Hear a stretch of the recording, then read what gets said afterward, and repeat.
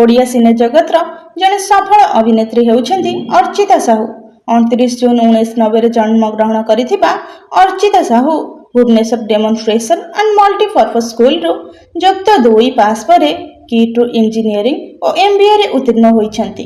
2021 ମସିହାରେ ଅଭିନେତା ସବ୍ୟସାଚୀ ମିଶ୍ରାଙ୍କୁ ବିବାହ କରିଛନ୍ତି। 10ମ ଶ୍ରେଣୀରେ ପଢୁଥିବା ସମୟରେ ପ୍ରଥମ ଚଳଚ୍ଚିତ୍ର ଓ ମାଇଁ ଲଭ୍ରେ ଅଭିନୟ କରି ଚର୍ଚ୍ଚାକୁ ଆସିଥିଲେ। ସେବେଠାରୁ ବର୍ତ୍ତମାନ ପର୍ଯ୍ୟନ୍ତ ସେ ଓଡ଼ିଆ ସିନେ ଜଗତରେ ସକ୍ରିୟ ଅଛନ୍ତି। ବର୍ତ୍ତମାନ ବୋଉ ବୁଟୁ ଭୂତ ଚଳଚ୍ଚିତ୍ରରେ ତାଙ୍କୁ ବାବୁସାନଙ୍କ ବିପକ୍ଷରେ ନାୟିକା ଭାବରେ ଦେଖିବାକୁ ମିଳିଛି। ମିସ୍ କୋଲକାତା ଟାଇଟଲ ଜିତିବା ପରେ ଫେମିନା ମିସ୍ ଇଣ୍ଡିଆରେ ଭାଗ ନେଇ ରନର୍ସ ଅପ୍ ହୋଇଥିଲେ ଓ ଓଡ଼ିଶା ପାଇଁ ଗର୍ବ ଗୌରବ ଆଣିଥିଲେ। ଏହି ଚର୍ଚ୍ଚିତ ଅଭିନେତ୍ରୀ ଜଣକ ସିନେ ଜଗତରେ ନିଜ ଅଭିନୟର ଯାଦୁ ଦେଖାଇ ଚାଲିଛନ୍ତି। ତାଙ୍କ ଅଭିନୀତ ଚଳଚ୍ଚିତ୍ର ଗୁଡ଼ିକ ହେଉଛି ମୁଁ ଏକା ତୁମର, ଓ ମାଇଁ ଲଭ୍, ଏସିବି ସାଗରିକା, ରଜା ଝିଅ ସଙ୍ଗେ ହୋଇଗଲା ଭାବ, କେବେ ତମେ ନାହଁ କେବେ ମୁଁ ନାହିଁ, ଠୁକୁଲ, ଲୋଫର, ବାବୁ ଆଇ ଲଭ୍ ୟୁ, ତୋ ବିନା ମୋ କାହାଣୀ ଅଧାର ସେହି ଗାଈ ଓ ଛେଳି ସହ ଅଭିନୟ ଦର୍ଶକଙ୍କ ମନରୁ କେବେ ଲିଭିବ ନାହିଁ। 2011 ମସିହାରେ ଚକୋଲେଟ୍ ଚଳଚ୍ଚିତ୍ର ପାଇଁ ରାଜ୍ୟ ଚଳଚ୍ଚିତ୍ର ପୁରସ୍କାର ପାଇଛନ୍ତି।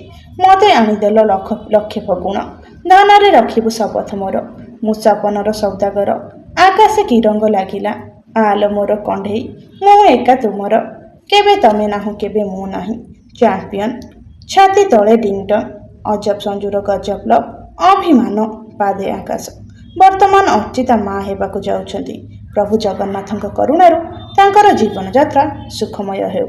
ଏହି ଅଭିନେତ୍ରୀ ଜଣକ ଓଡ଼ିଆ ଦର୍ଶକମାନଙ୍କ ହୃଦୟରେ ନିଜର ଏକ ସ୍ୱତନ୍ତ୍ର ଛାପ ଛାଡ଼ି ଯାଇଛନ୍ତି।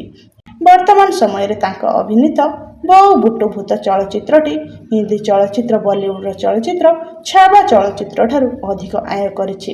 ତାଙ୍କର ଜୀବନ ପଥ ସର୍ବଦା ସୁଖମୟ ଏବଂ ଜଗନ୍ନାଥଙ୍କ କରୁଣାରୁ ସୁଗମ ହେଉ।